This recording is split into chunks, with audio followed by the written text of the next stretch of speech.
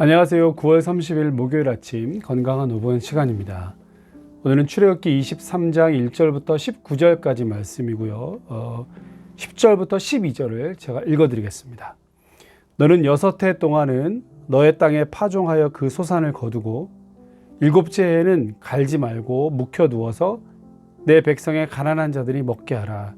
그 남은 것은 들짐승이 먹으리라. 내 포도원과 감람원도 그리할지니라. 너는 6해 동안에 내 일을 하고 7째 날은 쉬라. 네 소와 나귀가 쉴 것이며 내 여종의 자식과 나그네가 숨을 돌리리라. 아멘. 십계명의 기본 정신은 하나님께서 이스라엘 백성들을 해방시켜 주셨다. 해방자이신 하나님. 애굽의 모든 억압으로부터 자유와 해방의 기쁨을 누리는 것, 이것이 십계명이 주는 교훈입니다. 그리고 그에 따른 세칙들도 마찬가지입니다. 오늘 출애굽기 23장에서는 안식일과 안식년, 그리고 그 뒤에 절기에 대해서도 설명을 해주고 계시는데요. 이와 같은 안식년, 안식일에 대한 세칙 역시 해방자이신 하나님, 우리를 모든 노동으로부터, 모든 억압으로부터 해방시켜 주시는 그 하나님을 우리가 만날 수 있습니다. 안식일은 우리가 잘 아는 것처럼 하나님께서 6일 동안 천지를 창조하셨고 7째 날에 쉬었다라고 하는 것에 착안을 둔 것이죠. 열심히 6일 동안 일을 하고 7째 날에는 쉬게 됩니다. 그런데 이때 쉴 때 남종이나 여종이나 그의 자식들, 심지어 짐승들, 가축들까지 쉬도록 해 주었습니다. 또 안식년도 마찬가지죠. 6년 동안 파종하고 곡물을 거두었다가 7년째에는 밭이나 포도원이나 감람원이나 모든 7년째 자연적으로 나는 그런 곡물들은 거두지 말라는 겁니다. 그 이유는 뭡니까? 가난한 이웃들이 먹도록, 그리고 그들이 남긴 것은 들짐승이 와서 먹도록 이렇게 조치를 해준 것입니다. 이건 역시 사회적 약자들을 해방시키시고 저들을 돕고 섬기라고 명령하시는 하나님의 마음을 우리가 품을 수 있는, 들을 수 있는 그러한 규정들입니다.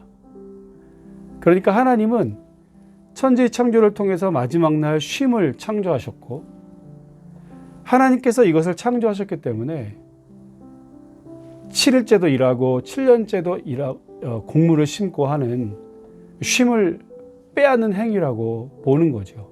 그래서 종들이나 심지어 짐승들의 쉼까지도 보장해 주라, 이렇게 말하는 거죠.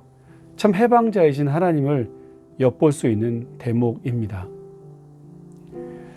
특별히 또 이 법은 인생의 주인이 하나님이신 것을 분명히 보여주고 있습니다. 왜냐하면 모든 곡물들과 쉼을 주신 분은 하나님이시죠.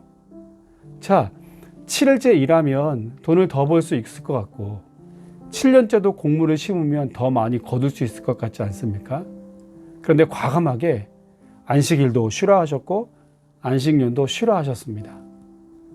이 말은 이 모든 것들은 하나님께로부터 온 것이고 하나님이 우리의 인생을 책임져 주신다라고 하는 믿음과 신앙의 고백의 표현 아니겠습니까?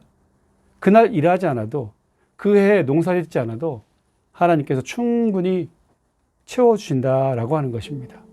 그리고 나도 쉬게 하고 이웃들도, 우리 종들도, 짐승들까지 쉴 수 있도록 은혜 주셨다라고 하는 것이죠.